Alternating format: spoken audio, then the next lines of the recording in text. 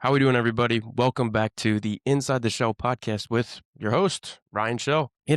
Today I want to kind of start off with something different, something that I saw this week that really hit me hard. A recent article reported that a man in Parkland, Washington, was stabbed after a stranger asked him, "What religion are you?" The victim, Eddie, I think it's Nishal, something like that, explained the moment kind of like this. And I quote, he said, "I'm not religious." And he goes, well, the other guy says, "Well, what religion are you?" And he goes, "I guess Christian." And right after that simple moment of like honesty from him, the attack began. Eddie was stabbed, and even his dog was wounded in the attack as well. And hearing this kind of made me pause. It's kind of a reminder of something as personal and like peaceful as identifying yourself as like a follower of Jesus can still provoke like hostility in the world today. And it raises big questions, I think, like courage, identity, even belief, probably, and what it means to stand for something when it actually like can cost something. So today we're going to dive into society, purpose, and ultimately faith. And that's kind of where I draw my guest in for this week's episode. I have a really good friend here. His name is Ben Putritch. I recently had Ben Wilson come on, so I got two friends that are both named Ben, but two very separate entities is what I would like to describe them as. But Ben has incredible discipline. I respect him very much as a friend. I've known him since, what would you say, Ben? Was it when I was in high school? About 3 years at the gym. I think we met at the gym, and, after that, I don't know, the rest was just history. Yeah. And Ben is kind of known online. He's very active on like Instagram, TikTok, things like that. He's a Christian influencer, and I looked up to him a lot. So Ben, welcome to the show, bro. I'm very happy you're here. Thank you, bro. I'm happy to be here. I'm ready. I appreciate you having me on. Can't wait. So I want to get your reaction to that article. So when you hear that, someone was attacked simply for like identifying as like a Christian, what's your first like emotional or like or even like spiritual reaction to that? Yeah, well, the first thing I was thinking about when I heard you reading it was just what was the guy's intention in the first place of trying to ask him, like, "What's your religion?" Because we don't have a lot of context of, like, what was happening prior to that. All we hear is that he just walked up to this rando and said, "Hey, what religion are you?"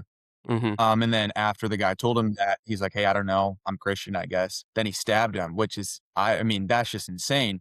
But considering they're strangers and there wasn't really anything previously happening with them, it just seems very weird and reminds me to the idea that hate comes from hate. And so just assuming that this is a stranger and he's just hating so just a crazy amount. And so I think that dude has a lot of hate in his heart. And who knows why? There could be a lot of Yeah. reasons. That's so true. There isn't a whole lot of context to the article I read. I mean, it did come from what's the source? Christian News, so it could be like maybe biased. We don't really know. But from what I read online, it's at least from the Pierce County Sheriff's Office, it reported that the guy was in his front yard and he knocked on his door. Um, and Mm. I don't really know. Like, there's not too much context. You're right, but he just knocked on his door and he just started talking to him. And I don't know what else was said before that. Maybe he said something to trigger him or something happened, but it sounds like they were having some kind of conversation and then it came up about religion, and he was maybe, I mean, clearly he was offended by it. Um, so yeah, I saw that this week and I was just like, that's not something you hear every day. That the guy just got. I mean, No. perhaps this guy could be maybe mentally unstable, mentally ill, and he didn't really have full awareness of what was That's what going most on. kind I would yeah. Yeah. That was probably maybe what could have been. He just was unstable because the sheriff's department's the one who arrested him, and they had to tase him because he also came out with them with a knife that he had. Yeah, I was just reading that. And then it says that, they shot at him, and then he was taken to the hospital, Hmm. and there he died, I guess, fortunately. Yeah. You Jeez. know, Yeah. that's an interesting thing. It's like, it's unfortunate that he died, and, if you're talking to someone who wasn't a Christian, they would say, "Why is that unfortunate?" Like, he's trying to hurt this, stranger. And something that we see, I think, very clearly in the word is that all life is has value, right? Even if he has all this hate in his heart, and even if he's trying to hurt this stranger, like, that Mhm. life has value. And I think for someone who isn't a Christian and who does not hold those views, that's something that's really hard to come to terms with.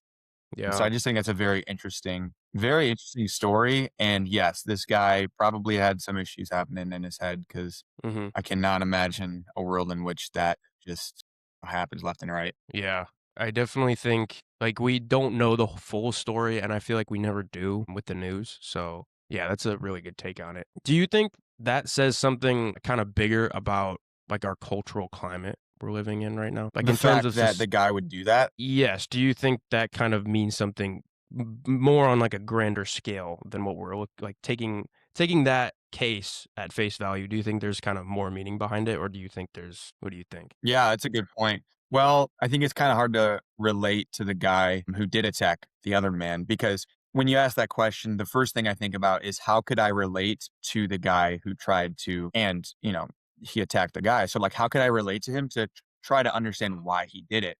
But obviously, Yeah. we don't have a lot of context of why.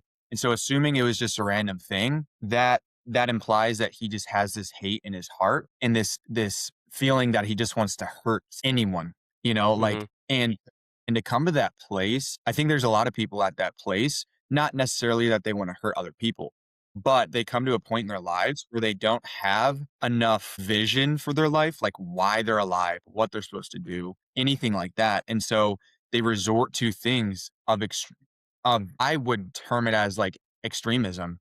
So this is an extreme, like he's trying to hurt a human.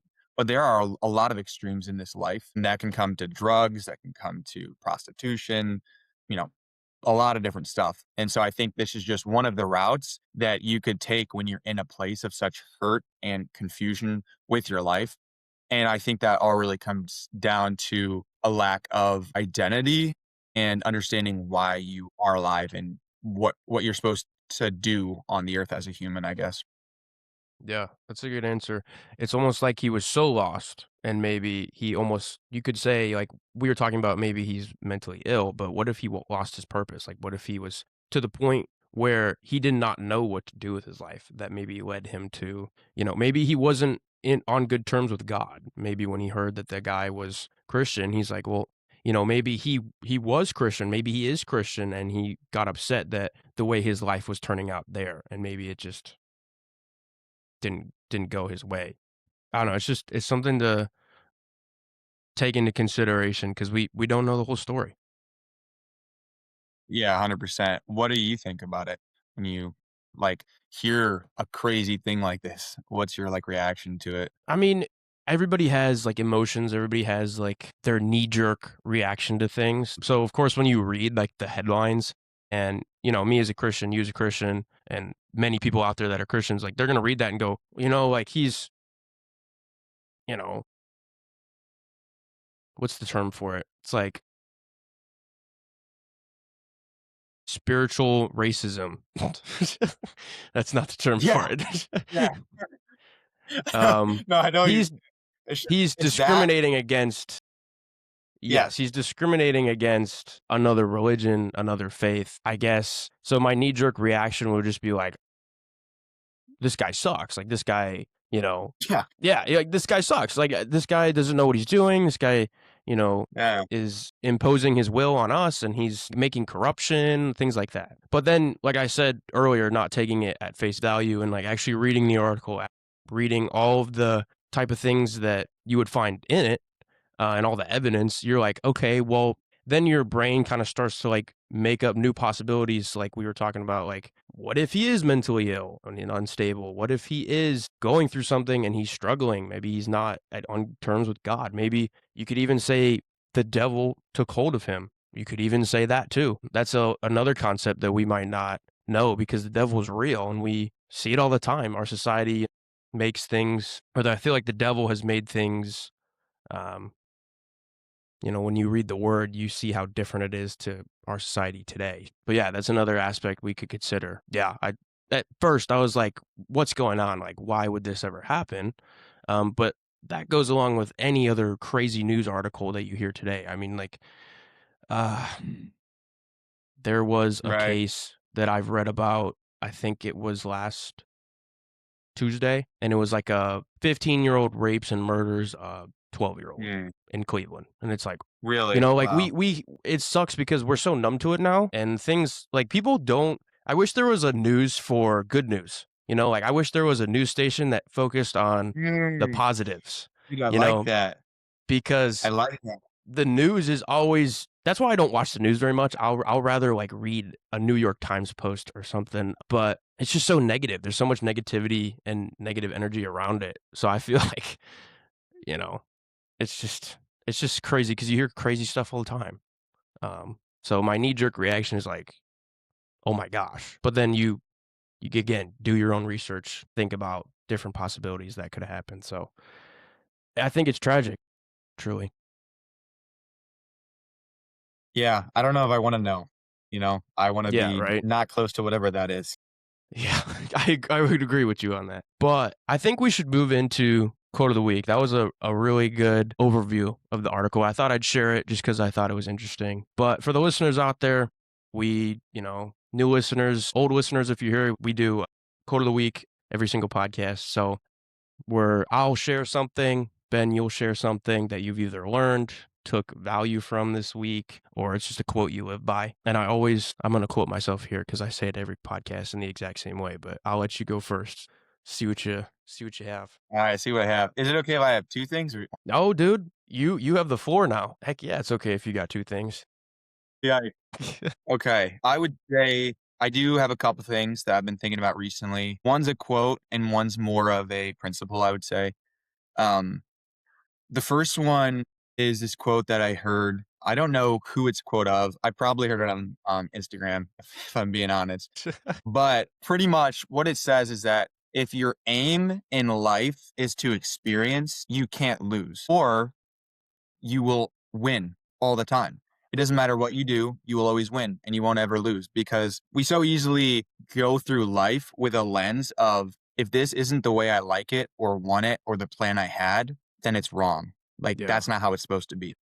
Mhm. But if you flip that and say, if the aim is to just experience, whether it's great or not, just to experience and learn and view life with everything that happens, you cannot fail ever. And I heard that quote probably a month or two ago. And I was trying to figure out what that really meant because that's a huge thing to think about, right? And Yeah. I was trying to apply it in small ways in my life. And this might sound pretty dramatic, but it's almost changed the way I view life, which is kind of crazy. But just like everything that happens, even the small things. For instance, I live with my mom, my dad, my brother, my sister, actually two brothers. And so we only have 3 cars, right? Which I mean, that's not only, but there's all of us that have our own plans, have our own schedules, that kind of stuff. And so, I like to plan out stuff. I literally have my list here of everything I do, and I plan it out when I do it, where I go, that kind of stuff. When I have that list, I wanna do everything on that list when I wanna do it, right? And that's okay, right? But when my brother has a plan and my mom has a plan and my other brother has a plan, there's no more cars left. And so what I Mhm. wanted to do and I want to lift or whatever I wanna do, I can't do anymore. I would usually think, "Man, like, this sucks. Like, this is horrible. I had a plan and now I can't do it." But Yeah. if you switch the way that you're looking at it and you say, "Hey, the aim in life is just to experience. What if, okay, I was planning on training and now I can't. What if I spend that time at home reading or practicing a hobby that I wouldn't have otherwise?" You Mm. know? So just trying to take advantage of everything that happens, whether it's according to your plan or not, and using that to experience life more and to learn and grow more. And so Mm. that has just been super huge for me recently. And I've been trying to apply it in a lot of ways. I think you could apply it spiritually, but also just in life with everything. So that's one thing that I've really liked recently. I love that. And you need to teach me how to do that because I'm like the most Dude, I'm still schedule-oriented learning how to do this. person. I don't know how to teach I you. know. I mean, literally, my parents they both went on business trips this week, and I had to stay home and, like, take care of my sister and stuff, and it's just, like, it was throwing my schedule all around, like, things were not going my way, I was getting stuck in snowdrifts and stuff like that, and it was a struggle, like, I was like, "Oh my gosh, I need to be here at this time, I need to study at this time, I need to be at school." Yeah, and it's like things happen. You're so right, and you need to be able to adjust, and you need to be able to, like, be prepared for those things to happen. I like that. I like that a lot. What's your second one? Yeah. Yeah. And like, real quick about that, something that I've experienced a lot when I try to apply that principle, I guess you could say, to everything is that I'm a lot less stressed out and I'm a lot happier too. Mm, Because mm, one, you're less stressed out because you're not worried about what happens because your plan is to experience whatever's happening. And right. then the reason that you're a lot happier is because you're able to have a new experience that you wouldn't have had otherwise. So that's Mm, just been huge for me. Really, really interesting. But the other thing I had is we're doing kind of like a weekly group hangout with my brother and my sister and my mom and dad. We're reading, it's a Christian book. It's called Experiencing God. And the idea is exactly that, how to experience, not just to know him and accept him, but how to experience him. Because I think as Christians, there are a lot of Christians who will only get to the point where they accept Christ into their life and they're a mm, Christian, but they don't experience the whole Christian life in the way they could. And so that's the whole idea of this that we're reading. And the first lesson, we were just reading it and watching it. And something that the guy talked about, it's by, if I'm not mistaken, Henry Blackaby and Richard Blackaby, I'm pretty sure. They were talking about this idea of like, what is the Lord's will, right? Because that's super important to understand. Like, we hear this in the word a lot. What's the will, of the Lord? That's like a crazy question. How do we understand it? How do we know it? How do we act in accordance with it? All that kind of stuff, all the huge questions. And at least for me, but I think a lot of us do this, especially those of us who want to achieve things and want to plan out things well. You know, you are a great example of that. Like, we really like to plan things out and to achieve a lot. And so something that entails is understanding our future and what that will look like. And a result of that is us trying to plan everything out and trying to understand what is the will of the Lord in the future. Like, where will he have me? What job will he have me at? What school? What woman? Whatever it is. And we're looking into the yeah. future to pray about that. And that's great. Like, we should do that.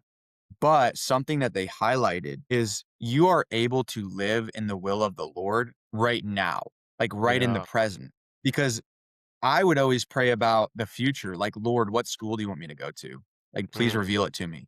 But what about like right now? Because school's in half a year. Like, what yeah. about right now? Like, what can I do? How can I please him? How can I live in accordance with his will right now. And they said that we should, as Christians, not only should we obviously look to the future and try to plan things out, but Jesus literally says, he talks about this. I'm pretty sure you read this, but the idea, I think you read this in your reel in Matthew. Like, do not have anxiety about tomorrow because you don't know what it Yes, holds. yes, yes, yes. Mhm. So the idea that, like, it's great to pray about tomorrow and the future and, like, what you're gonna do, but Yep. right now and present is where the Lord has you right now. Mhm. And so that has just been super impactful for me this last 2 weeks, like, understanding that every small thing I do, like, I wake up in the morning, if I can do that well and check off everything on my list and train well and read the word well, if I can do all that stuff, I am actively trying to live in his will. And that is what he asks us to do. And I think that's just been super easing to my mind because I've just been so worried about this next year, Mm, about and what am I supposed to do, that kind of stuff. But yeah. this has just been super great for me and empowering as a Christian to understand that as long as I do what the Lord has me to do right now where I am, then I am in his Mhm. will. And that has been really awesome. I love that. Dude, that's, like, pivotal. That's, like, Yeah. super pivotal. Yeah, I know. Literally. I mean, that's the cool thing about when we're, like, young still. Because what? I'm 19, you're 20 or 21?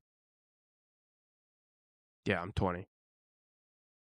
Yeah, 20. So, like, we're still super young, and so these are the kind of things that, like, worldviews and values that we hold that can change so drastically and literally change our lives. And so that's one of those things, like, that mindset change can change everything.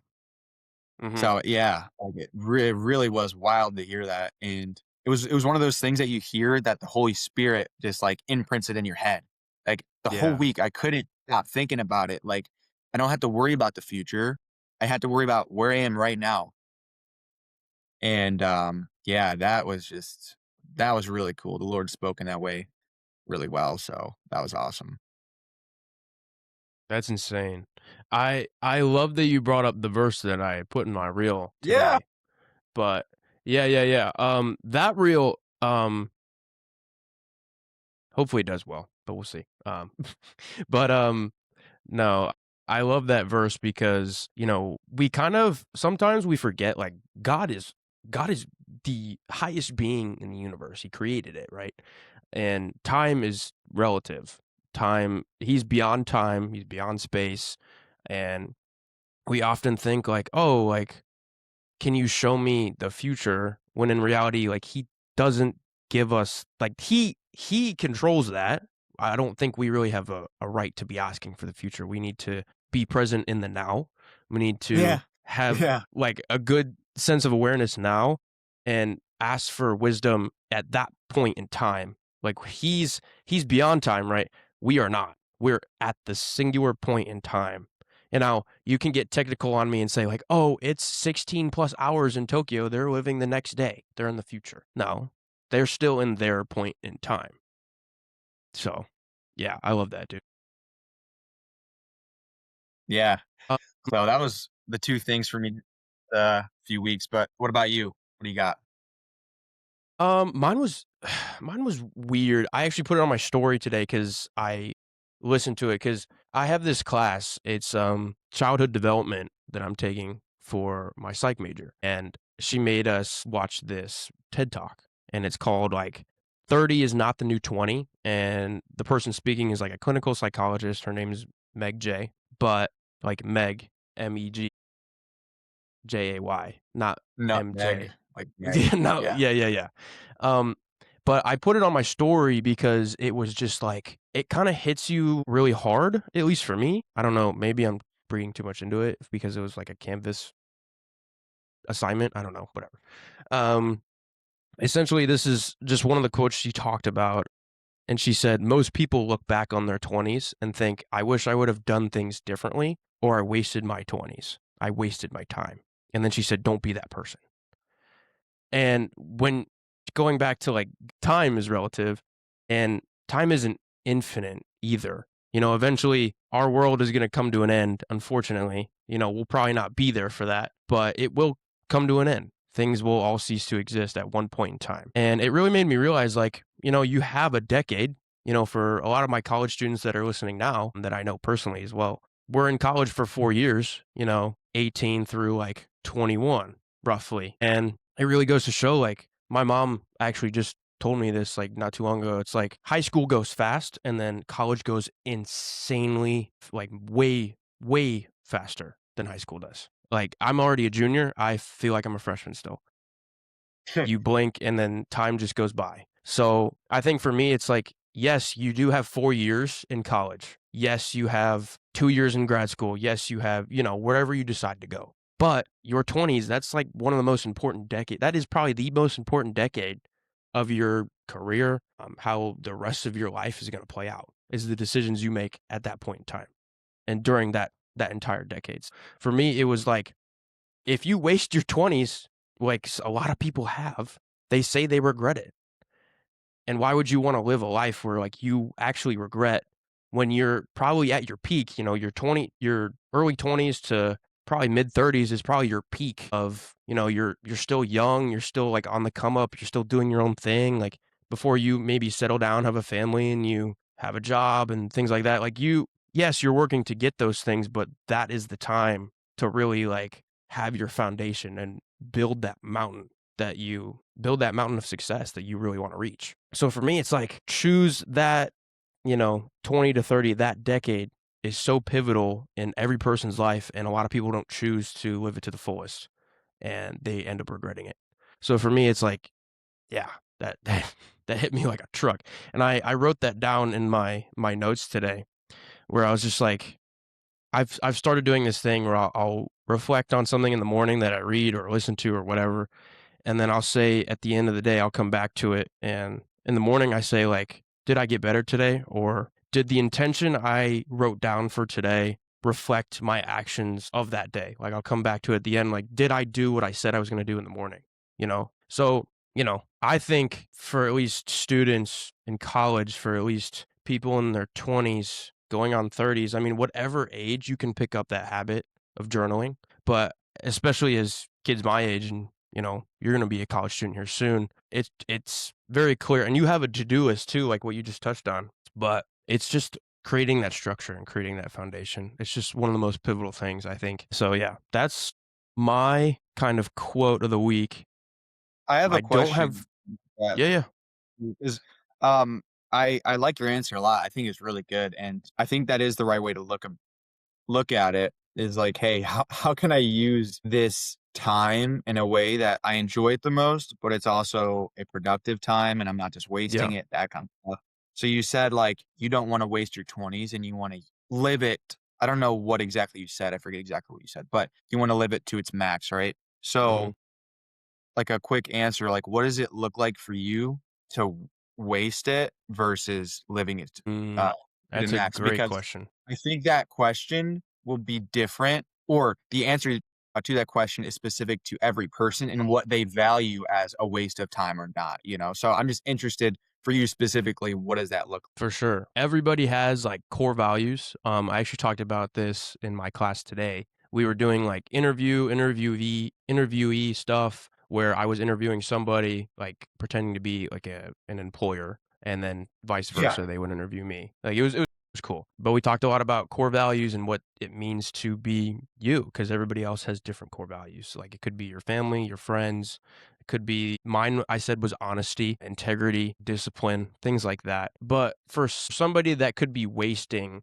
their 20s, I could give a great example. And you're right, it could look very different from anybody's perspective. I would say because of the age of where I'm at, I talk to several people on a daily basis on my college campus, and it's usually the people that go out every weekend. No, I don't have any beef with people that go out, I've been out a few times. I won't lie, like I have, but for me, it took me maybe one or two times to realize like that's not for me. Like I don't physically enjoy that. I'm the guy sitting in the corner going, I don't know anybody here. I'd rather be at home reading or watching a movie. That was just me. I would say for people wasting their 20s, it could be not even the partying. I think it could be just going to school for no reason. I think a lot of people go to school, they sit in the back of class, they don't take notes, they don't study, they do bad on exams, and they waste all this money. They go to school to learn, they for whatever major they want, business, marketing, something in the health field, and they come out not prepared for the job or the career that they want to go for. And when they go to get hired, they don't get hired Yeah. because they did not manage their time wisely in school and they didn't pay attention. And that's probably, I would say, one of my biggest regrets is my freshman year, I was that person. Right.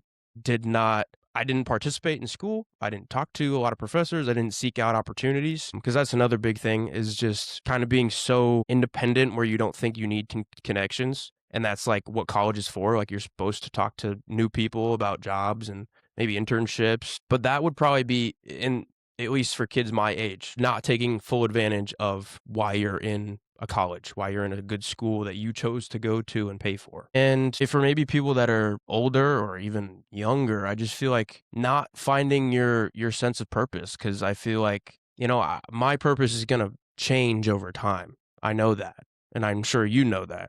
And there's different phases we go through life with. So I would say if you're getting up there in age and you really haven't found something that you love and are passionate about, I think it goes back to that like theory of thinking like you didn't take enough opportunities to be like when you were 20, when you were 21, etc., way back in time, and that's why you haven't found your purpose because you didn't explore. Mm. So that was kind of a longer answer to what you probably wanted, but that's what No, I no, would that's say. good. No, that's good. That's helpful. Yeah, I love those, dude. You brought some good insight. I love those. That's what we're here for, right? Yes, sir. Iron All right, I sharpens want iron. to iron sharpens iron, baby. I love that. When you look back on your life, at least so far, because you are 19, still a youngin', Yeah. Well, what you're 20. moment, right? Yes, right. I'm only a year older than you, but so when you look back on your life, what moment shaped you the most? into like who you are today? Yeah, it's a good question. Like you said, I haven't lived that long yet. I mean, it feels like I have, Mm-hmm. but I really haven't. I still Yeah. got hopefully 5 times my life left, or 4 times. I would say the biggest thing overall, if I could encapsulate the change in my life and the point at which everything else changed, is I think as all Christians, this should be our answer, but was the moment that I chose to accept Christ, and to let Mm. him have everything in my life when I was 11. So 8 years now. It's a long time, I guess. Wow. I would say from the outside, you probably couldn't tell I made that decision for a while. I wasn't really Mm-hmm. living like it, in some part because I didn't really know what that meant as much. You don't really learn what that Yeah. truly means, I think, until you get a little bit older. But I would say that was the moment that changed everything, because the moment that you accept Christ and you accept the gift of his grace to you and his love, you then in turn give up the right to your own life. And that's something that doesn't really make sense to me in and of itself. Like it's hard to like understand what that really means until you live it out, Mm-hmm. right? But that is the thing that changed my life, because when we truly are saved through Christ, he changes us from the inside out and changes everything about us. Mm. Everything.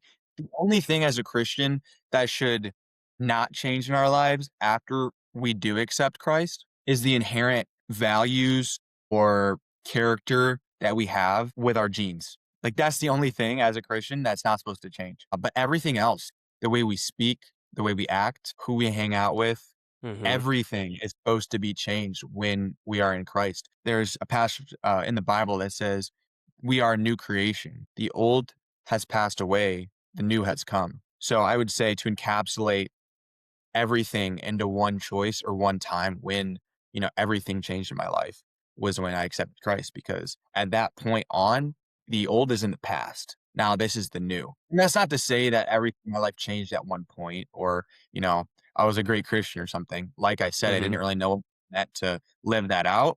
And I'm still like learning what that means, obviously, as all Christians are. Mm-hmm. But these last couple of years, 3 years, I would say, have just been years where I've learned a lot more about what that looks like to actually live for Christ, and Mm-hmm. what that means in terms of what rights I have to let him have. Rights to my Yeah. future, rights to my comfort, right to my plans, everything. And so these last few years, I would say, is where that choice I made when I was 11 is the most prevalent, because I've had Mm. to let the Lord have a lot of things, which were really hard choices to make. But He's also blessed me in so many ways through those things.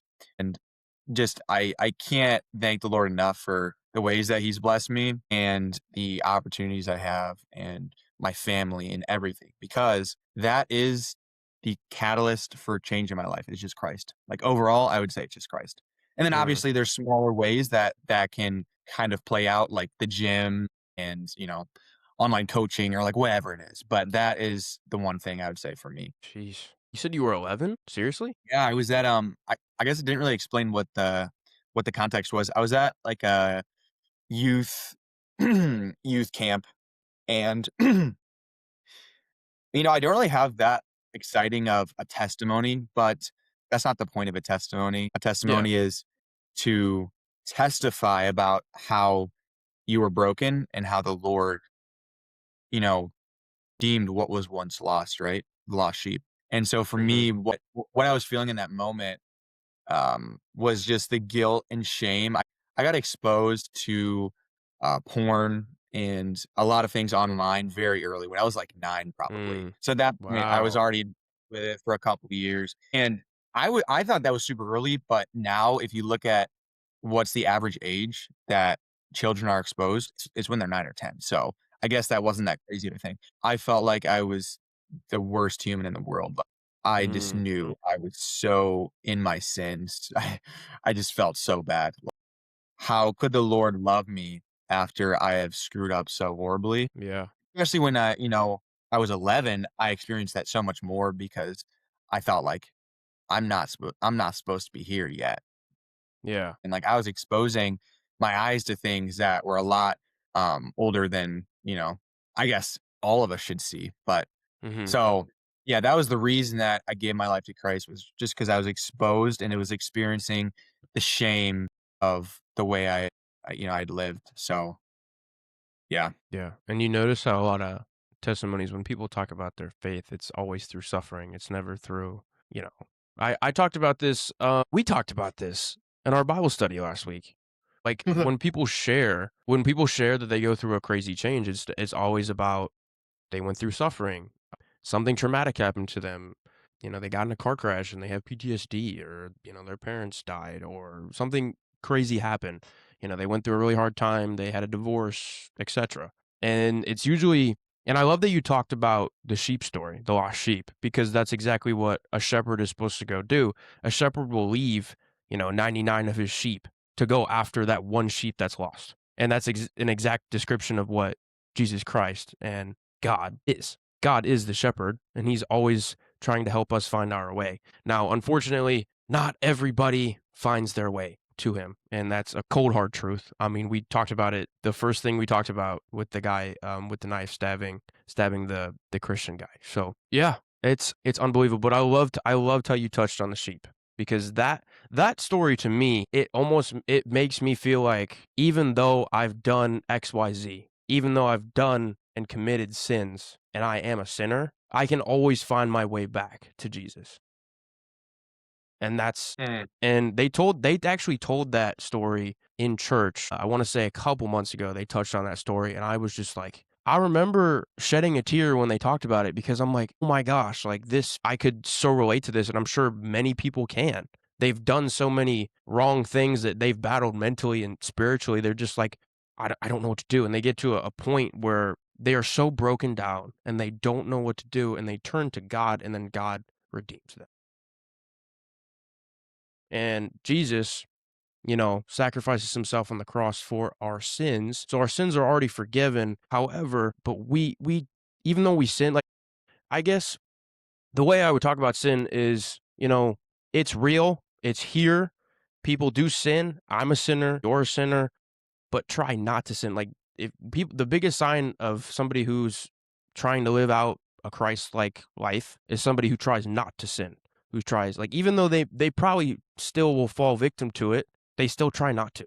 And that's like the biggest telltale sign of somebody who follows Jesus. Yeah. But yeah, I love the shepherd story, I dude. I love that you I touched think on that. Yeah, actually something with that story that I wanna, like, expand on a little bit. When Jesus tells that story to the crowd he's speaking to, in that same chapter, he gives 3 stories. He gives the parable of the lost sheep, which is what we Hmm. spoke on a little bit, the parable of the lost coin, and then the last one is the prodigal son. So, all of those describe a thing that is lost and that has value and Hmm. that he wants, right? And so something that I think is super important to understand, because you were talking about earlier, everyone who has come to Christ, it was always due to a thing or a state of grievance and like horribleness, like Hmm. just horrible life. And I think something that we have to understand is, like the prodigal son, every time that we try to live life apart from the Lord in Christ and his will for us, we will experience the opposite of happiness. Like Yeah. the prodigal son, he left, he spent it all on fleeting pleasures. He spent it on drinks, he spent it on prostitutes. He lived his life up. He lived the world to its max, and everything that it preaches is like happiness. And you know what happened? He was broke and he crawled home, because he was hungry, and he had, like, he experienced that life without Christ is horrible. And the reason for that is because we were created to live in unison with him, not away from him. Hmm. And Right. so I think that is the reason why, like, everyone, when they explain to you how they came to Christ, it was always out of a place of hurt and Hmm. understanding how they've screwed up and all of that. So I think that's really cool. Honestly, that story of, like, the prodigal son, the lost sheep. Like, we will never truly understand why Christ would want us, but the truth of it is, that's just how it is. He loves us because he Hmm. loves us because he loves us because he loves us. There's nothing that we have to do or we can't do or anything. It's just he loves us because he loves us. And so that's just Hmm. the beautiful thing about Christ, and that's life changing. Yeah. I love that. I actually have it pulled up here. I have it underlined. Luke chapter 15, verse 32. Yeah, verse 32. It says, "But we had to be merry and rejoice, for this brother of yours was dead and has been begun to live and was lost and had been found. Yeah. So exactly what you described when he's crawling home, when he's got nothing left to live for the world. He comes back and he comes to know God and he suddenly regains his life. He starts to live again and starts to, well, I would assume, he comes back to the Lord and he sees what his faults were. So, yeah, I love that story. I just finished Luke today. So we're on John now. Oh, that's a long Yeah. one.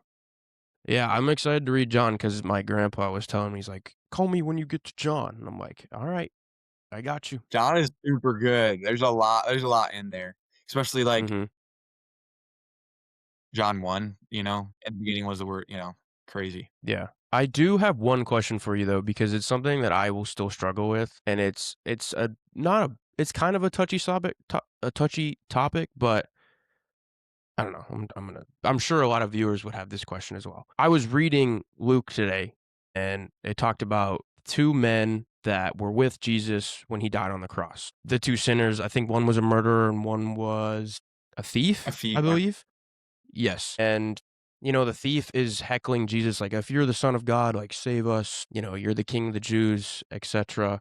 And then the murderer says to Jesus, remember me when you get to your kingdom.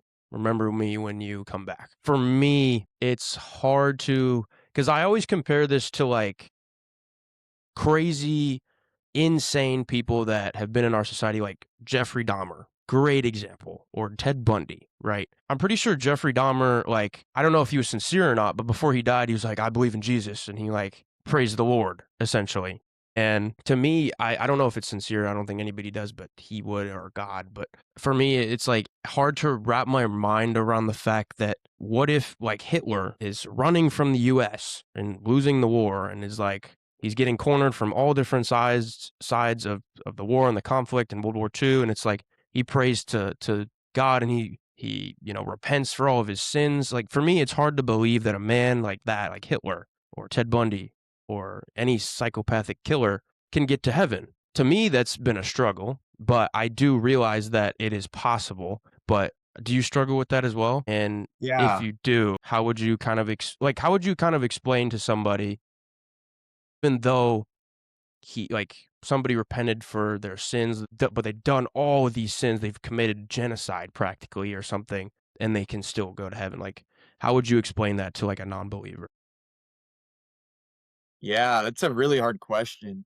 I would say something to think about is we look to God's grace and we look to how we receive that. And I think that's the key word is receiving it. And the reason I say that is because something that you have to understand, or we have to understand about the grace of the Lord, is that it's not something that we can earn or not earn or lose. And so if you're asking that question to yourself, and a lot of Christians do, and I do too. If we're asking that question to ourselves, like, how could this person get into heaven after they do all this stuff, like Hitler or whoever? Then we're already assuming right there that what we do or what we do not do plays a part in us reaching heaven, which is just not true. Like if you read the Yeah. Bible, that's just not true.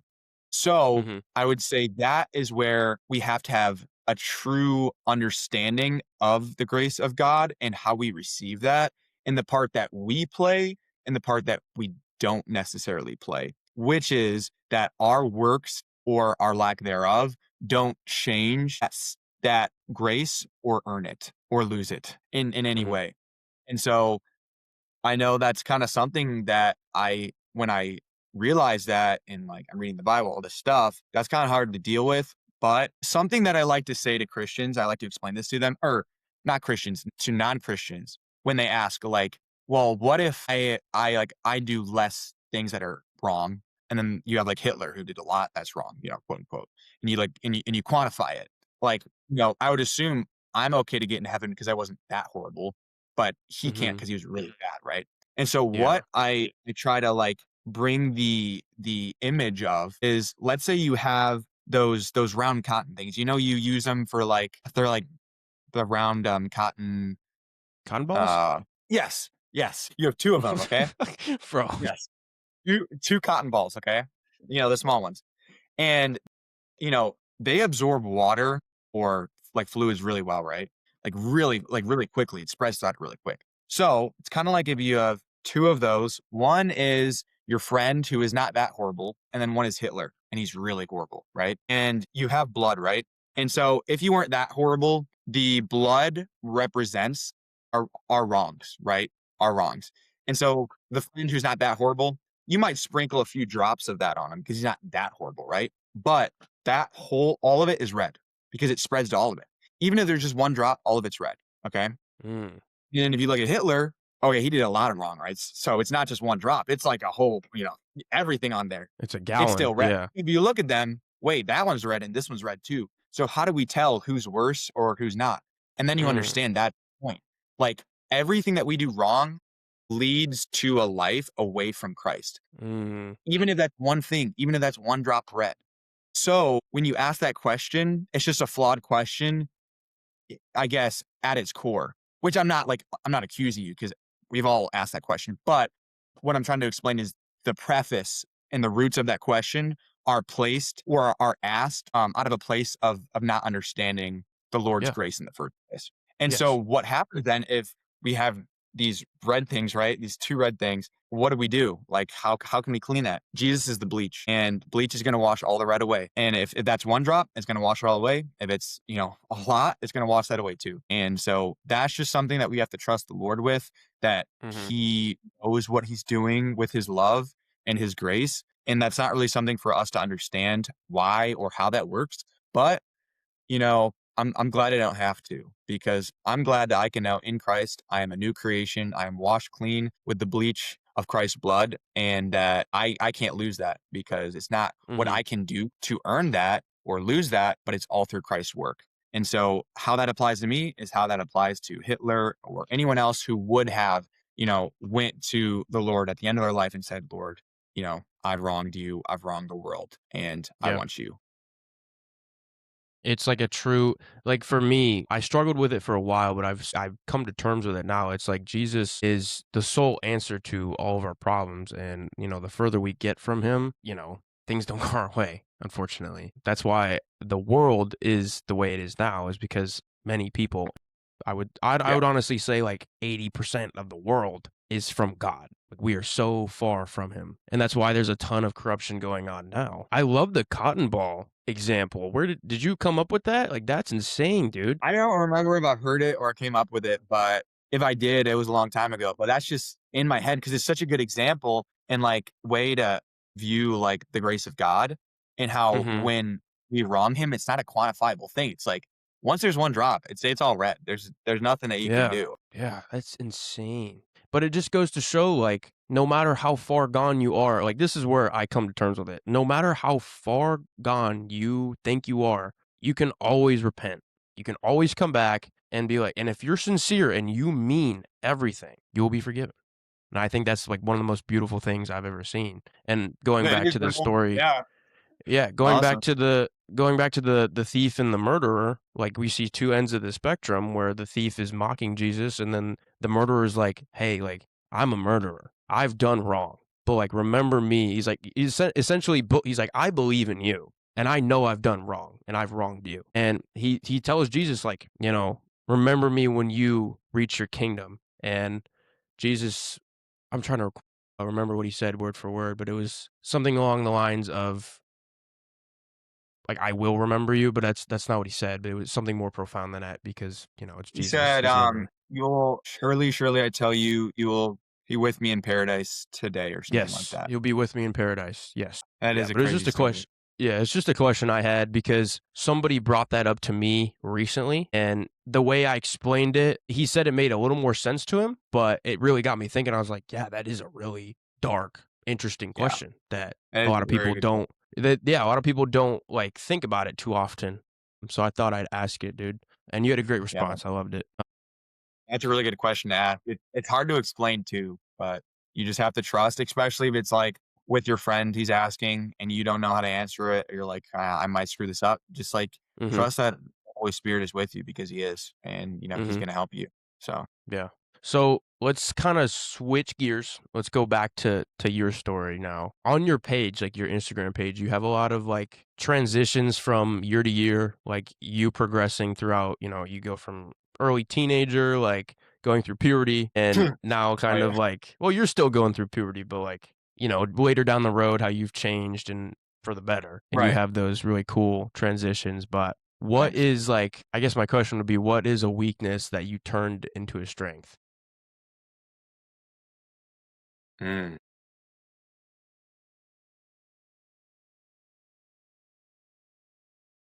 Yeah, I would say this is something that I think was always there that was happening, but I wouldn't really be able to name it until recently. I think my one of my weaknesses, and this is active, like a thing that I'm trying to work on, is pride. And that kind Mm, of refers back to the thing earlier that I was talking about, how I like to plan things out. I like to know what I'm going to do. I like, to plan what I want to do out, and I like to do it. That's just how it is. And that's how I am. And that's great until you are choosing Christ, because he calls the opposite of that. He instructs us like, hey, you got to choose what I want to do, not what you want to do. And so that is one of my weaknesses that I've had, for a long, long time, and I still have, and I'm working on. And the reason that it's a weakness mainly, I would say, is because pride is the antithesis of trusting the Lord, like literally in every way, because you think I can do this on my own. I have the answers and you do not. And so that is why, it's a weakness. And through that, over the years, something that I've been learning is learning to accept the fact that I am not strong, that I am actually weak. I'm very weak in a lot of ways. And that without mhm, Christ, I'm nothing. Like everything I do, even though, it can be helping out the homeless, it can be great achievements, it could be having a great job, having a great wife and kids. If all of that is away from Christ, it's in vain. And the reason I say that is because there's a verse in the word, I wish I could quote like where it is, but it says that everything that we do, if it is not with Christ, it is useless. Literally, it's useless. And so while that can help, all of our friends around us or the world in general, like, yeah, he'll use that. But in terms of, our terms with the Lord, it's useless. So my point with all of that is to say that the more I was able to realize that that was a weakness for me, and that everything I do apart from the Lord is a weakness and it's vain, the more I can realize how much I need him and how much mm, he is the strength. And so I guess your question was more, how was I able to turn a weakness, and how have I seen that grow into a strength?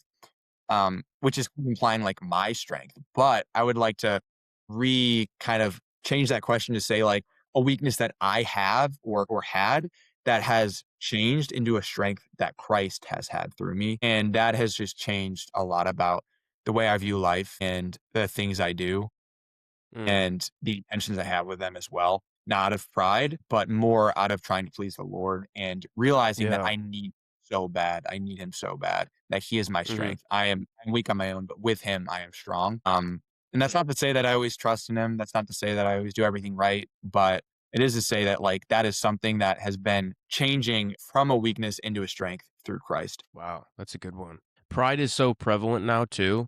I mean, we've talked about this before, but like, I like that you brought up, volunteer work is great. Like volunteer work is amazing for the community, but there are people that do volunteer work for the wrong reasons. There are people that I've met several people that have just tried to do volunteer work and they just need it to put on their resume. Like they've legit said like, "Well, this is going to look good on my resume."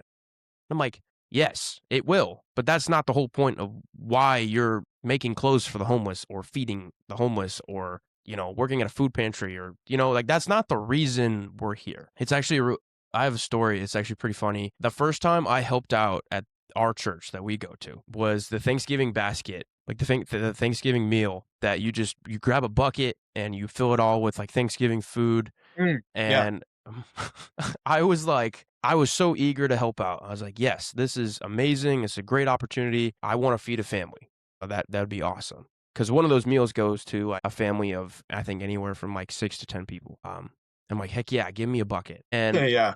I grabbed the bucket. 2 weeks go by. I'm not thinking about it. I completely forget about it. And then, like, probably the day before, I look at the bucket and I go, I haven't done any of this yet. And I go and I grab the grocery list and I look at the grocery list and I realize how much money I'm going to be spending at the store to get all these things to fill the basket up. Like, oh That's shoot. my first thought. I'm like, "Oh my gosh, I'm gonna be spending like $200. Like, this is actually insane." And, as a not rich college student, I'm sitting there like, "Oh, well, that's a hefty one." Um, but that's my first thought, right? It's crazy how my first thought was, "That's expensive," rather than, "There's a reason I grabbed the basket. There's a reason behind the basket, and it's to feed that family on Thanksgiving Day." Hmm. And I don't like how that's where a lot of our minds go. We reach for like oh, it's, like, I don't want to volunteer because it's too much money. I don't want to Right. volunteer. It takes too much time. Or it's like, even if you do volunteer, there are people, like I said before, that do it just to do it, that they just do it just to do it because it looks good. It makes them look good.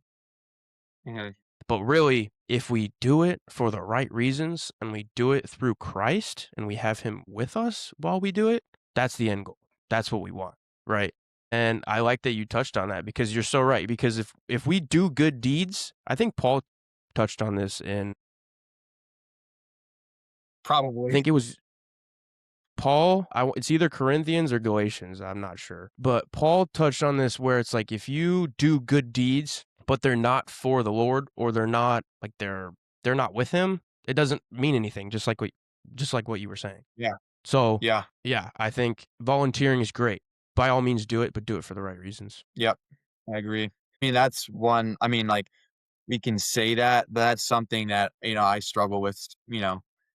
Like you were talking about, is like your mind just right when you look at that thing, it goes right to, "Oh, wait, like, how will this change my plans, or how much will I have to Mhm. spend on it?" Or that kind of stuff. Like, that's something that we honestly can't change on our own. That's why we have to have Christ to change our hearts about those things. And so that is one of the things, and one of the prayers I've had this last few years is like, "Lord, I am very prideful, and that's a hard problem, and so I need you to change that because I can't." And he's been working in me and through, with that, but it's still a process and it's still happening, so Yeah. I'm trying to think of a really good question to ask you. See if I can pull one out the chamber. cock and lock, let's go. Since you're super involved, we're kind of flipping the script. Since you're Mhm. super involved in like social media, you have a big following. I would call you an influencer. I would. Unfortunately. Unfortunately, Well, oh, yeah, I don't know. It just has, like, a weird rep a little bit, but yeah, I am, I guess. explain that. I wonder. That's a question I'll ask you. Is why unfortunately? Because I think a lot of people, I mean, they use a platform online to influence people. That's why they're an influencer. So I think a Mm-hmm. lot of people look at influencers, and I do myself, as very all about themselves, all about what they do, all about their lives, Uh, their and stuff. So it's super easy as an influencer, because that really is what I am. Like, it's really easy to fall into the trap of thinking it's all about me and just all the highlights of my life and how I'm so great and all this stuff. So that's why I don't like the term, but yeah, I technically am an influencer. So you're right. that's interesting. It's weird that you said unfortunately because you would think like, yes, your page is very inspirational, it's very motivational. People probably get a lot of value from it. I know I do. But I guess you're right, because of influencers now and influencers in the past, like some people have like this notion that they are like people online that have a big following are kind of full of themselves, are using like they're using someone for clout or like I know like there are several like YouTubers that went on another big YouTuber's platform or something like that, and they actually got big because they went on and they kind of like took clout or whatever from the bigger platform, essentially. So I get that portion, but I mean, you're an influencer, as in like that's your job, and I actually have so much more respect for people that do social media because it takes time. When Yeah. I started posting consistently, it's like you're not just sitting there, 10 minutes editing a reel or you're editing something. Like it takes time. You got to put effort into it. So there is a newfound respect for it. But yeah, I totally understand where you're coming from there. Yeah. It's a lot of work, but if you want to do it well, you got to treat it as a job. So I'm lucky that it at least is my job right now, because that fuels the coaching and like how, I reach clients. So I'm glad that it's a job, because if it wasn't for me, I probably wouldn't do it, if I'm being honest. Like, it's a lot of work. Or I might do it, but just Yeah. not to the amount that I do right now. Yeah. Okay, I get you. So with your like online coaching business, what's like a commonality you see with all of your clients? Like, I guess a question I would ask you is like, are young men today lacking discipline when you reach out to them, or they reach out? I think a lot of people reach out to you, but are they lacking like discipline, purpose, direction, even when you meet with them for the first time? Yeah. So I would say a good like precursor to understanding what my coaching is about is to realize that my coaching is all about who I was and the things I did to change who I was, and to really ground who I am in Christ, in the way I train, in the way I eat, in the way I look, all that kind of stuff. That's why the program is grounded. Like, how can we ground who we are in those two, like, and so understanding that those are the two themes of it is like most of my audience is Christian, whether that's, a strong Christian, a weak Christian, a young Christian. There are some people who aren't and they're just like interested in it. But I would say most people have an idea of what their identity should be because they were raised Christian or they are, but they don't necessarily know how to live that out. And I think this is a big result in a huge way is because the way that they were raised was not raised to actually live the Christian life out. A lot of them are raised in families where they're a Christian family. Maybe they do church a few times a year or even every week. But outside of that, there's nothing to help them grow and to actually cultivate that understanding of what a Christian is, what they do, what we're supposed to live out. And so their identity is kind of all over the place because they don't understand how that's supposed to look or how they're supposed to actually live it out, if that makes sense. So Yeah. that leads to things like I'm not consistent. I don't have the drive to do this thing. I don't have the drive to lose the weight. I can't do it. Like that, all of that lack of it all stems from a lack of identity and knowing what they're living for and why they Mm, do.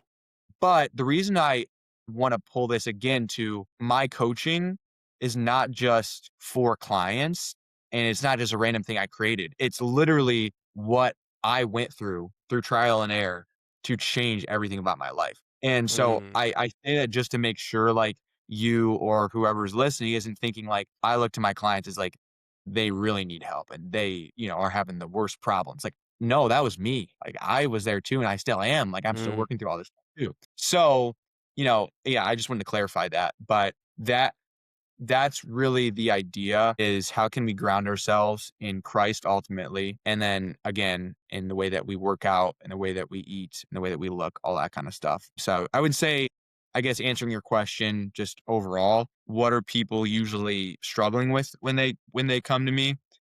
It's usually some things that they say are the reason, but it's really a root reason, which is what I spoke about. Like they just have a lack of Mm.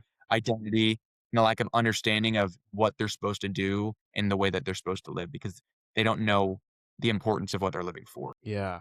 And you touched a lot on identity, which I love talking about identity. Do you feel like, especially in the generation we live in now, do you think that a lot of people are struggling with identity? And I would probably say, like, do you think they're struggling, like our generation, are they struggling more with it now than like past generations? In some way, yes. In some way, no. So obviously, they are struggling with identity. We Hmm. can see that in so many ways. We can see that in the uprise of very woke beliefs and worldviews in terms of Hmm. the LGBTQ community that comes and stems out of a lack of them understanding who they are. Literally, that's what it is. Or other things like drugs, smoking, weed, the life that's supposed to be happy. And it's because they're trying to escape the reality that they don't know who they are and what they're living for, and so they're trying to escape it in all these ways. That's why when you look at the stats, the people who are transgender and they change their gender through hormones and all that kind of stuff, the suicide rate is 50%. It's something crazy like that. I don't want to like quote an exact stat because I don't have it up with me, but it's something crazy. And the reason is because even after they change everything about who they are and they think, okay, this is what I need. This is the true, like, this is who I really am. It's not because all they're trying to do is run from the fact that they don't know who they are and they're lacking that hole in Mm, their heart, which ultimately, obviously, it's Christ that we understand that. But in terms of like the amount of people like are more struggling now rather than history, yeah. in some way, yes, but in some way, no. So I'll explain that. I would say in some way, no, because I think a lack of identity is just a lack of Christ, like a lack of having Christ in your life, because we are created in Christ, and we are created in his image. And so if we're living apart from that, then obviously we won't have our true, like who we truly are. And I think when you look at history, what that causes, that lack of Christ, it causes sin. And dude, if Mm, you read the word, which, Jesus was on earth 2,000 years ago, but when you look at like the Old Testament, that's like thousands of years ago, they were doing some crazy stuff, some crazy sin, and it was rampant. Dude, if you look at the in Genesis or Exodus with the ark and the flood, mhm, that was really like, within the first 500 to 1,000 years, I believe, of the earth and like everyone on the earth, and the Lord had to wipe them out because they were too evil. So it's like when you say or ask the question, is this generation struggling with identity or a lack more now than that? Not really in that sense. We've always been flawed as humans, and that's always out of a lack of Christ. So mm, that is why I would say it's not an increased amount. In another sense, I would say the amount of people that are lacking identity is becoming more and more, especially in the West, because again, speaking to the fact that a lot of people aren't raised correctly. And what I mean in that way, I believe the correct way to be raised, or the way that'll ground you the most in important values and worldviews, is the Judeo Christian worldview. You have a mom, you have a dad, you have a leader, you have a lover, like all that stuff. That structure is no longer in the US. It's prevalent, but it's here, but more and more that is becoming like not the norm. And that's a problem. mm, Now, yeah, you can look at specific communities, specific, races in which is true of them, and they don't have that structure. Their crime is like through the roof. Like mm, everything through the roof. All their problems are through the roof because they don't have the structure that the Lord created, that, a husband has a wife and they have kids and they're raised up in Christ and in strength and adversity. And the husband is the leader and he's the lover, and the wife is the respecter and the carer. Like all of that stuff, we're losing that. And I'm so lucky and blessed that I was raised in a household where that happened. I have 8 brothers and sisters, so I didn't mention that yet, but it's pretty crazy. All of them were raised homeschooled and Christian. And everyone thought, that's super weird. But what was that allowing us to experience?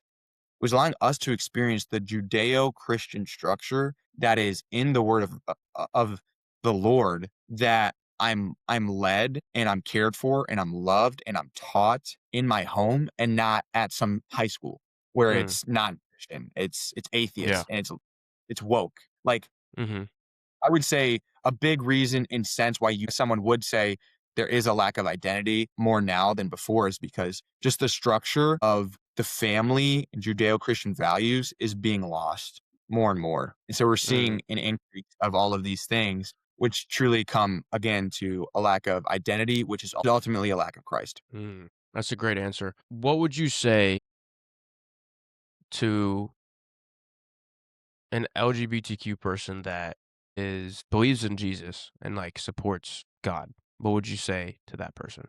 Like, I'm just curious because the biggest thing I stress to people is, like, I know okay, I'll start like this. I know several people that are in the LGBTQ community, and they're good people. Like, I've talked to them, like, they are good people. They're nice, they're friendly, I get along with them sometimes, like, do we agree on everything? Heck no, we don't.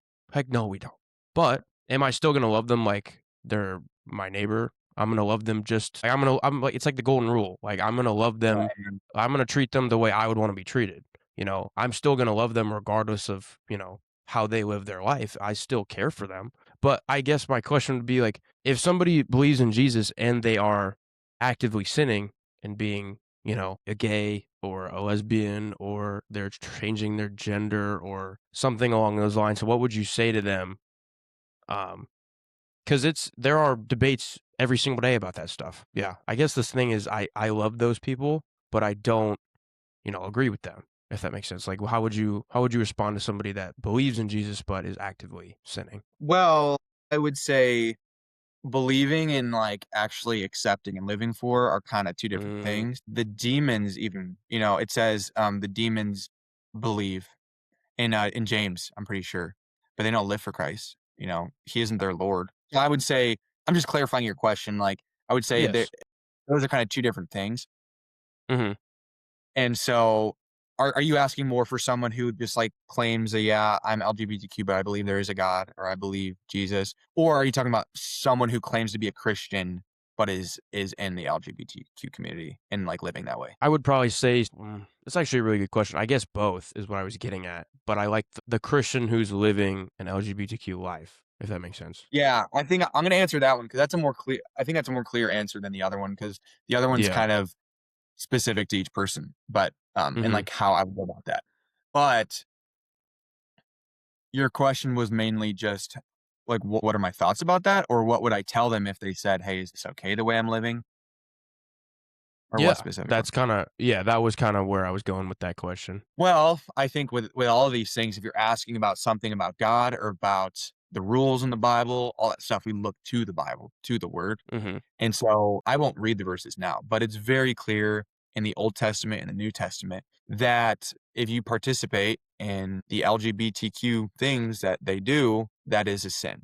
It is very clear. You just can't deny it. Mhm. And so once we get that in place, and that's just the truth, okay? Then you have to realize that like the only reason that people are so offended that that is a sin is because they think that we're highlighting that as like a worse sin than other Mhm. sins. Like That's a like a good lot of point, yeah. Christians I hear online will act like, "Oh, like, they're transgender. Like, that's, like, the worst thing you could ever do." It's like, "Bro, you were just as red as they were with the cotton ball." So, Mhm. I don't wanna hear anything about how it's, like, a worse sin or something. I mean, maybe it is in the eyes of the Lord, but the reality is, if you are a Christian and you are actively living in a sin that you know you're not supposed to do and is in the word that you're not supposed to do, then that is just wrong. So, when it comes to this specific question of if you're homosexual, if you're transgender, whatever it is, if you have those feelings and those inclinations, one thing you have to understand is that you were not created that way. That is a Mhm. result of human evil and error in our flesh. So you were not created that way. And we know that because the Lord created Adam and Eve, Mhm. how they were in their specific way so that they could have kids. That's just very clear. So Mhm. knowing that you are created wrong and that there are things that you have to work through with that, and that acting on those things in sin is a sin. But I have that problem too, but it's just not with that specific thing. I don't struggle Right, with yes. wanting to change the gender I'm in or like whatever it is, that is something that you struggle with. But hey, I have things I struggle with that you don't. So Mhm. understanding and explaining to that friend who is struggling with these things that, yes, I want to tell you the truth that it is a sin and that the Lord calls you to change the way that you're living and he will help you work through that. But also understand that I am not claiming that you are like worse or something or like you're like Right. way out Yes, of God's it's view. Like, yeah. yes, like, essentially saying, like, being transgender and watching pornography, like, there's not a hierarchy is what you're saying, kind of, Yes. I in mean, terms of sin. yes. I mean, we do know that there is in the eyes of God, there is like a hierarchy of like if a sin is worse or not, but we won't really Yeah. get into that. That's like a more deep conversation, but your question is more just like overall as a general sin, as a Christian who claims to be a Christian and they're living in this thing. I guess my answer would be it's kind of just like everything else that humans struggle with, all the other sins. Mhm.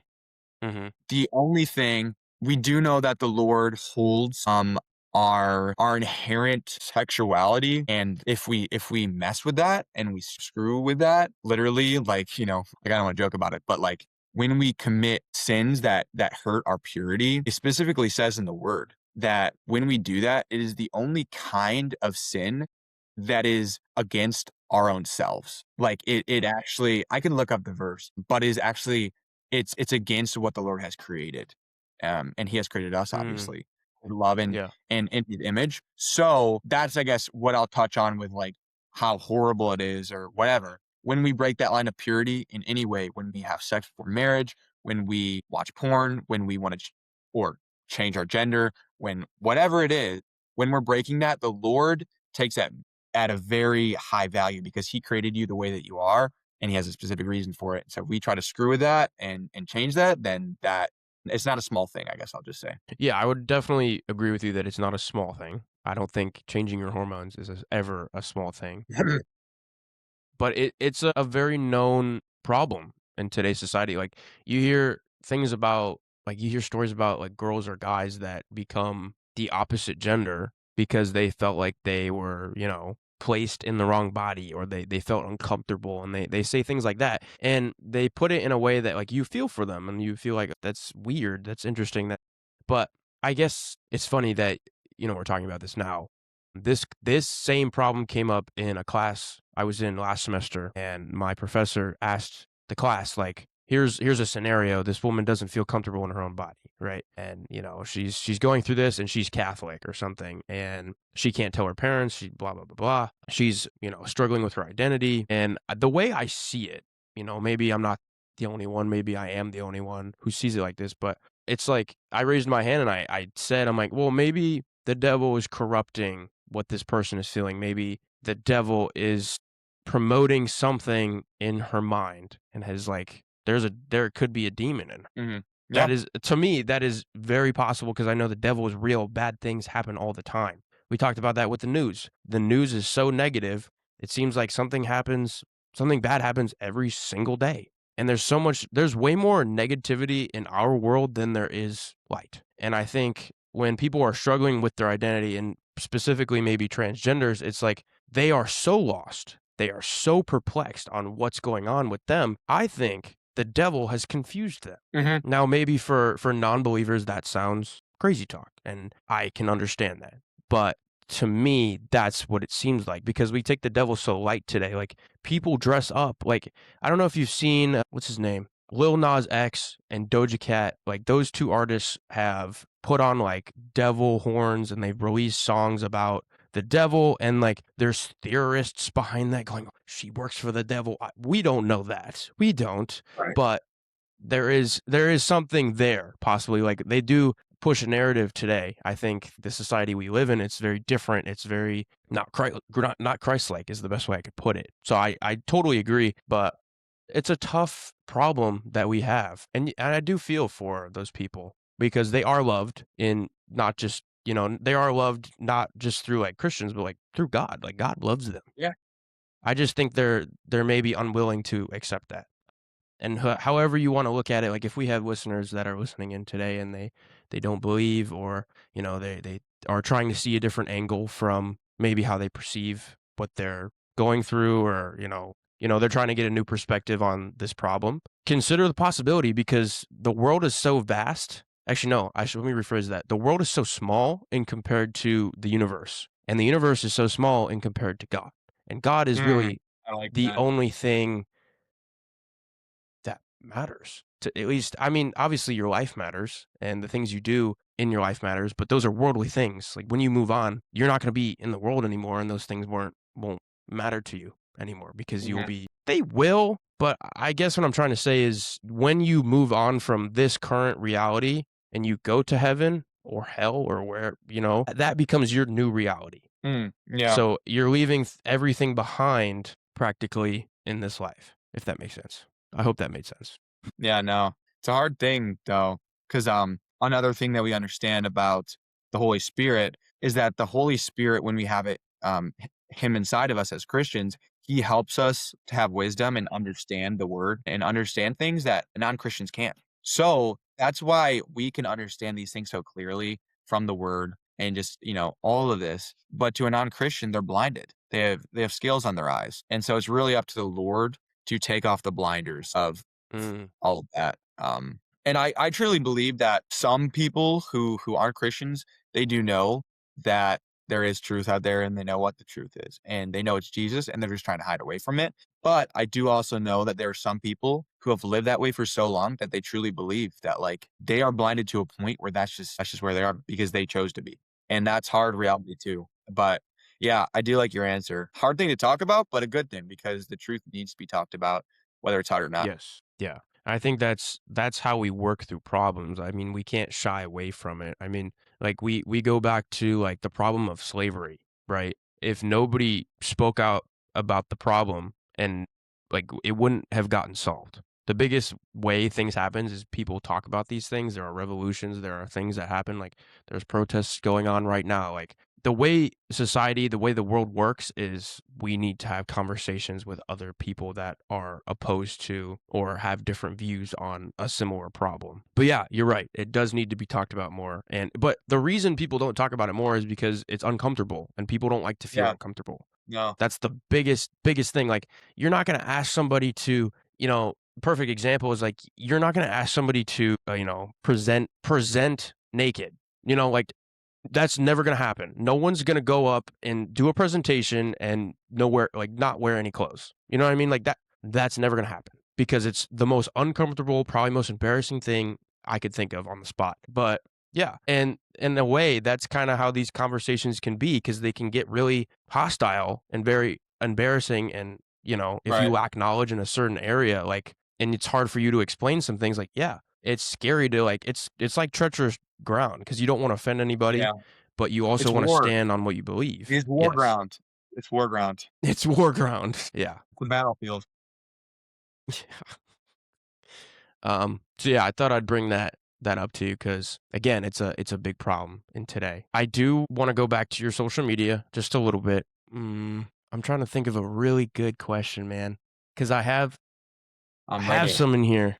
I have some in here. I guess it's with my experience with social media. It can be depending on what your feed is, can impact your mood. And I saw a study not too long ago about fixation and attention. I have a human like memory and cognition class that's honestly really hard. I can't lie. I'm only like 3 weeks in and I'm like, oh my gosh. But they talked about attention and they talked about like fixation on negative energy and negative things. So if we're scrolling on our phone, our emotions are trying to be regulated while we watch certain things, but the things that apparently catch our eye the most are negative things, not positive things, and our mood will fluctuate as the real mood that like the reels we watch, like we scroll as we watch per reel, like our dopamine will go up if we see something kind of nice and like a nice puppy or a baby, something cute, but we won't be on it for too long. We'll flip, and then there's like I don't know, something happened or some news article or whatever popped up, and you're just like, that, Mhm. and then you read it and you fixate on it more. So I guess in terms of at least in my experience, like sometimes I'll get lonely and I'll start thinking like, ah, the biggest example I can use is like I'll get lonely and I'll see like a cute couple reel. Like, oh, like you're going to the gym with your Nice.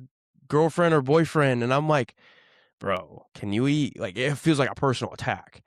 But I guess I know loneliness, especially in young men today, me included, like everybody kind of struggles with this and it's becoming more apparent. Why do you think loneliness is like rising, even though like we're actually more connected than ever, with social media? It's a great question. I think there could be a couple different reasons. I guess I'll just speak from my personal experience, because I've definitely had my time and experience with social media where I did feel that way. I did feel like even though I was surrounded by a lot of people, quote unquote, on my screen, I felt very Mhm. like separated and lonely in a way. And that was probably increased by the fact that I was homeschooled. So my view might be a little bit skewed just from that because, I did have friends, but less than you did at school.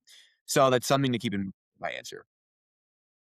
I would say I think back to the moments where I felt that way the most, and that was when I was on Snapchat. I had Snapchat. I don't have it now, and I'll explain why. Is the reason. Good man. But Good man. yeah.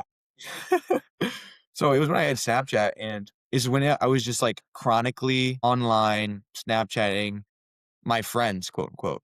People that I was friends with, but mostly people that I was mutuals with, maybe, or acquaintances. I didn't really know them.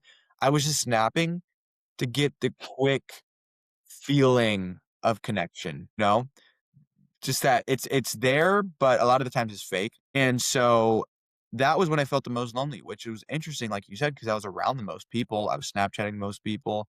I had like a whole list. And I think the reason for that is just because in general, we were made for human connection. You'd think with more online connection, more online access, you'd have more human connection, right? So the idea that I could connect with more people a lot of people was awesome. So, Mhm. I spent time on Snapchat. I would be Snapchatting a lot of people, friends, mutuals, acquaintances, strangers a lot of the time. And I realized that the more people I quote unquote connected with or Snapchatted, the more lonely or secluded I felt from the world and just everyone else. And I think that's kind of what you're talking about. And I think the reason is because I was searching for human connection in an environment that was not originally intended to be the main way that we connect with other humans, if that makes sense. Gotcha. So, for example, like as humans, we were created to have a human connection. When Adam was created, the Lord said, "It is not good for man to live alone." So He created Eve. Like He literally said that. And so, us as humans, like we need human connection and love and friendship. And so, when we don't have that with our mom, our dad, our brother and sister, and then our friends at school, and then we look for that online, that's not gonna be a good road to go down. There's a lot of Yeah. reasons for that. That's kind of what I experienced, and I think a lot of people experience that because they're looking for sometimes it's an escape through online connection, but also just they're looking for real connection in a place that isn't even the intended place for real connection, which is just, you know, eye to eye, hand to hand, we're chatting in real life, like that kind of thing. Do I think as a world that is moving to more technology friendly, like websites, apps, all that kind of stuff, the more we're moving away from real human connection in person. And so, there's probably a lot of reasons that you've went through in school probably with why like the online connection and the human connection in real life are not the same. So I'd be interested to hear what you think about that because you've probably learned about that in your school. You're asking what exactly are you asking? Are you asking for my opinion that's what do you mean? Like, I'm Yeah. confused. Yeah. So kind of just flipping the question on you, like asking you because you're in psychology, right? Well, yeah. Yeah, and so that's all about, like, the human mind, how we interact with other human minds, just, all of that in general, at least I assume. And so Yeah, you'd be I right. was just saying you've probably learned about this or looked into this, the fact that, the online space is so prevalent and almost everyone's online at this point. So, Mhm. what's the difference between it or is there online connection and in-person, connection? It's a great question. And yes, you'd be right that psychology, we do study the mind. Psychology is one of those weird fields though where you study the mind, you study the biology cuz essentially there's Arthur Brooks has a great saying it's like psychology is biology and biology is psychology. So they're two intertwined things and essentially we actually saw a great representation of this is COVID. Zoom school, like online school and online learning was Mm, detrimental to the entire like at least for me. I did not learn a thing that year. Everybody was cheating, so kids who played actually went in. a lot of games. Yes, exactly. Um, a lot of people were cheating and getting better grades than they would usually get. And teachers knew this, so the kids that decided to go in person when they were allowed to do that again, they actually gave them like the test's open note because, the kids online are open note technically. But I guess the way I would answer this question is we saw a perfect example of this with COVID and it didn't go in our favor. Essentially saying like when the whole country shut down and the whole world shut down because of this crazy virus, we couldn't do it. Like people were going stir crazy in their house because you're right. Adam was created for Eve and vice versa. They needed each other. And that's how humans operate. We're social animals. Like we're not made to just like there are some people out there that are so introverted to where they can go without human contact for a while. But keyword a while. Like they have people in their life that they will still and I would say I'm like that too. Like I could go like a month without really talking to somebody. I could probably do that. Would I want that to happen? Probably not, but I think Yeah. I could do it. but it would drive regular people insane. There are two types of people, like introverts, extroverts. Extroverts tend to be more outgoing, more talkative. They talk to random people they don't know, things like that. Introverts, the complete opposite, and they tend to be more secluded. They have their hobbies and they keep to themselves a little bit more, which is fine. And then there is a certain type of group where they have both of those traits. And I'd say you are kind of like that a little bit, and I'm kind of like that too, where we have introverted aspects about ourselves, but in certain situations we can be extroverted, whether that's like in any situation. Right. Like Yeah. at church, if you meet somebody new or you have a presentation where you have to talk, you have to things like that. But I guess in terms of, I like what you touched on with Snapchat because that is so true. The biggest thing I struggled with Snapchat was you're taking a picture of yourself and sending it to somebody else, and I couldn't wrap my head around it. I'm like, why would I send a picture of myself to somebody and vice versa? Like, I didn't understand the logic. And I understand, like, the group chats, the texting, that makes sense. But I was never big on Snapchat, so I never got into that. So I just deleted the app. But in Smart terms of guy. like social connection, we see this now with dating apps too. You'll match with Yeah. somebody on Tinder, or I think there's a new one called like Upward or something. Upward, Yes. and there's like They Christian always based say that. ones. Yes. There's Grindr, there's Hinge, there's so many dating apps, and its sole purpose is to match you or try to match you up with somebody who you think is your type, your interests, they have all these categories you can fill out, and it's never the same. Like, there are studies done on long distance relationships where people go on like virtual dates, and they compared virtual dates versus in-person dates, and they saw Oh, how much more feelings they had for the other person. Like, there was a study done, I believe it was by Cambridge. It was a weird study, and I'm surprised that Cambridge actually did this because it's interesting. I think they measured a couple of different college students that were, in long distance relationships, and then they studied kids who went out on a first date with somebody they'd never met before, but they matched them up pretty well. Like, they liked the same things, and they went in an in-person date. The in-person date went way better than the online date that somebody had with somebody that they had already known and been dating for at least, I think it was the 4 to 6 month time period, essentially. So that just goes to show, like, and there's so many types of I could go all day. There are so many different types of love languages, like gift giving, like that's an in-person thing. Uh, it can be online, but that's more of an in-person thing. The actual gift giving process, you're handing somebody something, your physical touch is huge. A lot of guys are, that's their love language. They have to have physical touch. Words of affirmation, like, obviously that's more online. You can say those things, but in person, when you're staring at somebody and you're looking into, that person's eyes, and they're talking to you and they're giving you a genuine compliment, that's going to reach, like, that's going to go, the way you perceive that is way different than you seeing that on a screen, right? mhm. If you are on a date and you are, you're at a restaurant, right? And you're eating this good food, you're having a genuine good conversation with somebody, and let's say she touches your hand or something, like, that's way more meaningful, and that's going to fire neurons in your brain. Your neurons are going to start firing Boy. because you are infatuated with this person rather Right. than going online and going on a dating app and not really having a genuine conversation.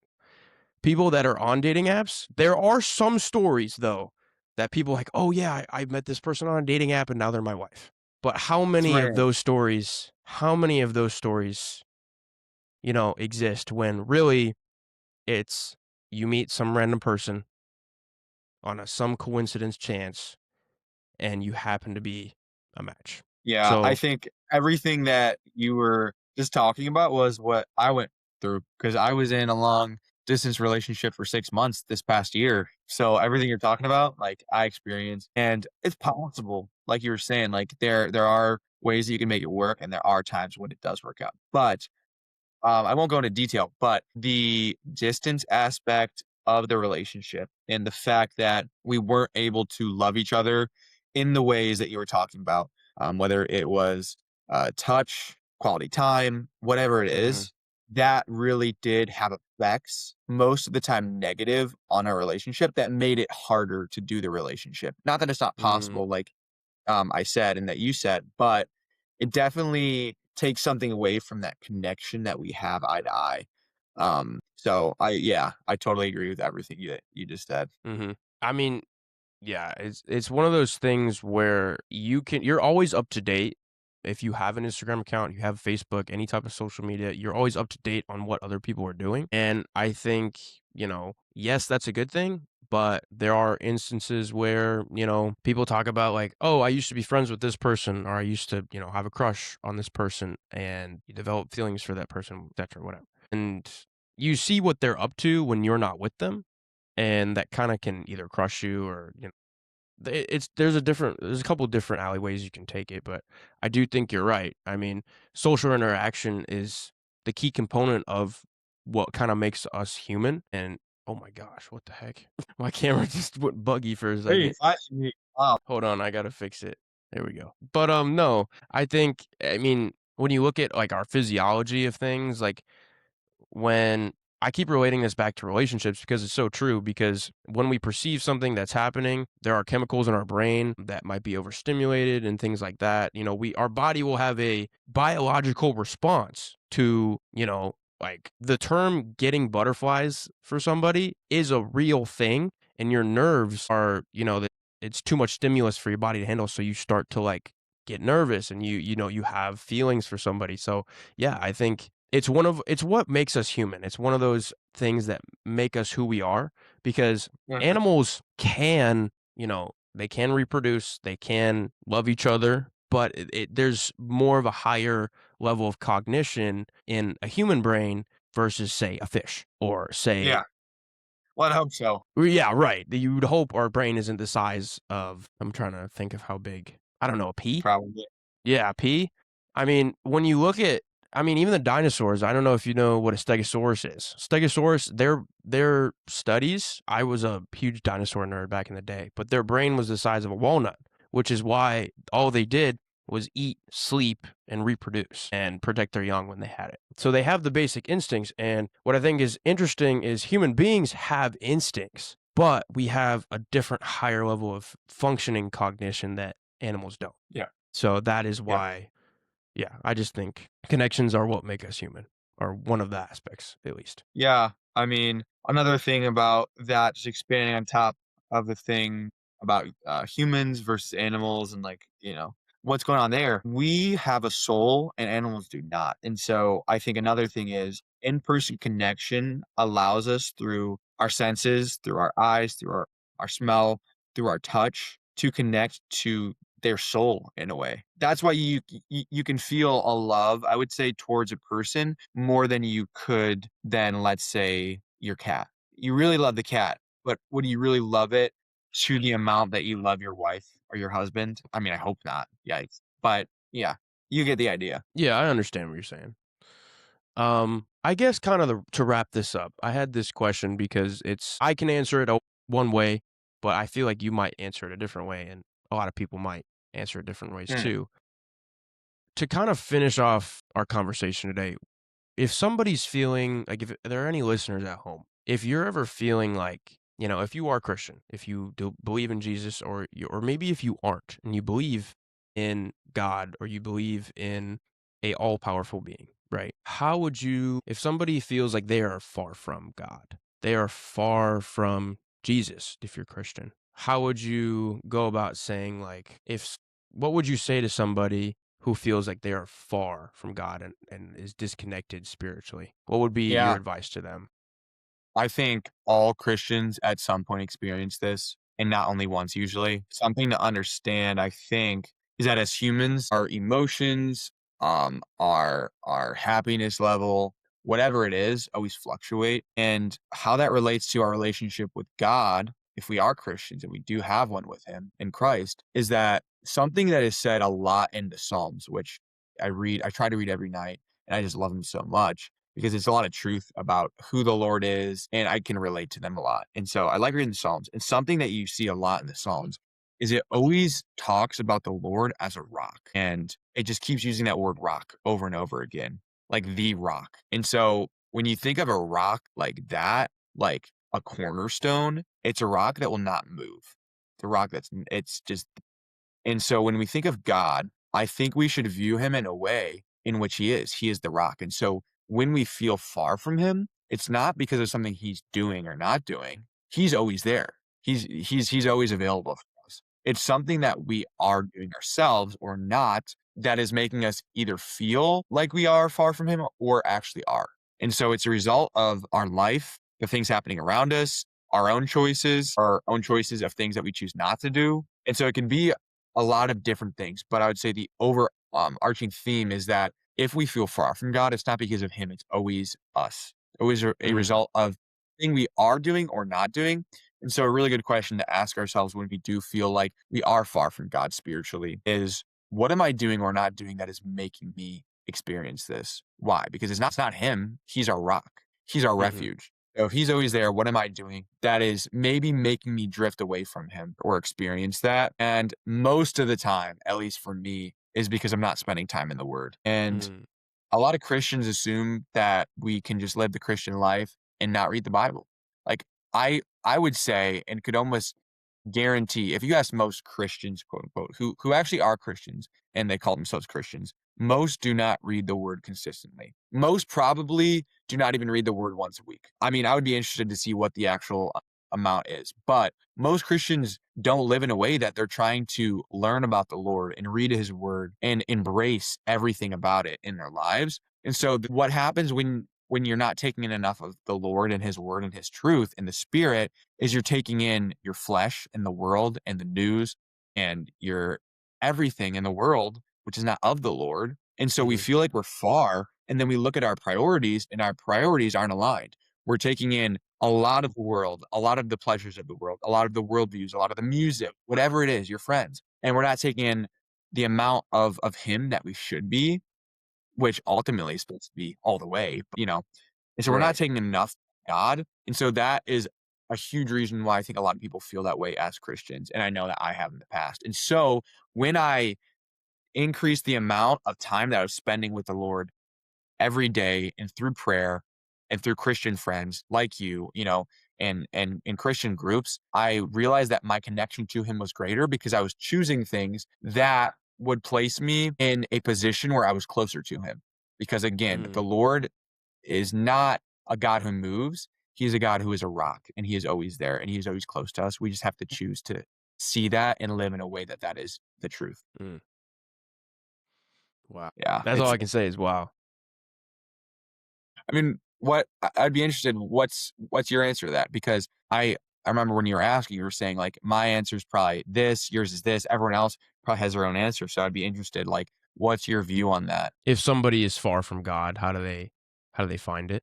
How do they Yeah, find him? if somebody or if you or I mean, in short, I don't wanna take up too much of your time. However, I would say kind of along the lines of you, if you don't feel close to God, it's never because it's God's fault. It is your priority list. Now, an exercise I did last year that really helped me see why I was feeling this way, why I was so this was during my bodybuilding prep. I've talked about this before, but I remember writing this down going, why have I felt like I was abandoned. I'm like, I don't know what's going on. I feel lost. I don't understand what's happening. Is there really a God? Like I'm telling you, I was questioning everything. I was really like, I don't understand why I'm suffering so much. Why are all these bad things happening? And I can't get a break, yada, yada, yada. Do this exercise. To anybody listening, write down your priorities. Write down your schedule, actually. No, write down your schedule, right? Take your day, like you see those day in the life videos, right? Get a day in the life. Like pretend like you're making a reel or a video and you're making a day in the life. Go through when you wake up to when you go to bed. List everything you have on the agenda for today, right? Where's God? Are you reading the Bible? Are you listening to like what I love about podcasts now is there's a great podcast that's like Bible beginning to end, and it's amazing, and it's literally just daily reading. Like it's like one giant podcast episode, and it's like you just listen to it, the whole thing. It's really long, but you can break it up, obviously.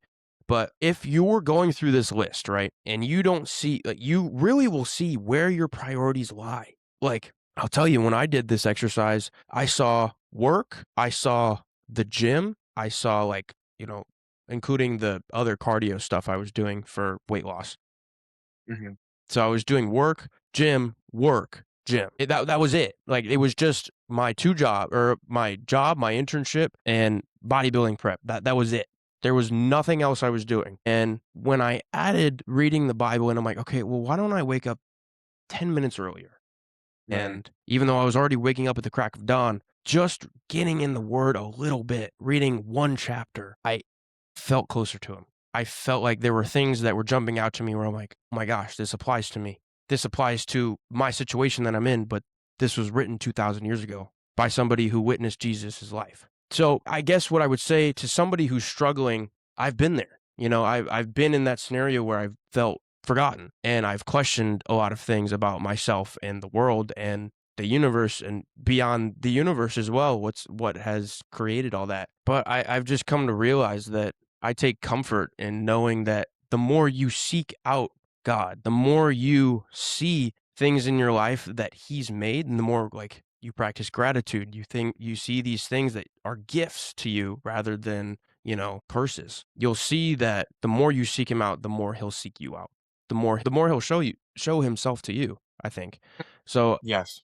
creating that priority list for me was huge. And if you ever want to do that exercise, it's incredible. And because you'll really, if you're honest with yourself, you'll see why you feel lost, and you'll really realize it, because that's what happened to me. I agree. That's great. Thanks for sharing the answer to that. It's good. Of course, man. All right, Ben Putritch, everybody. Dude, thanks for coming on, dude. This has been a blast. It's actually been one of the more real conversations I've had on the podcast so far. I think it's one of the more risky conversations I've had. We haven't delved into topics like this that are more complicated, more raw, and more challenging. But it's full of hope. It's full of faith. I think if you guys are listening at home, in the car, at the gym, wherever, I hope something there like sparked a deeper thought to maybe like stay grounded, stay disciplined. And if you're trying to find God, maybe something in here, what we talked about today, maybe sparked something, to either help you stay connected to God or at least seek Him out. So I would say to anybody listening, just don't be afraid to, like, stand for what you believe in, or stand up for what you believe in, even when, like, the world pushes back. So yeah, thanks for being here, bro. This has been Thank you, Ryan. amazing. And yeah, this is Inside the Shell. We'll see you guys next week. All right. Let's go.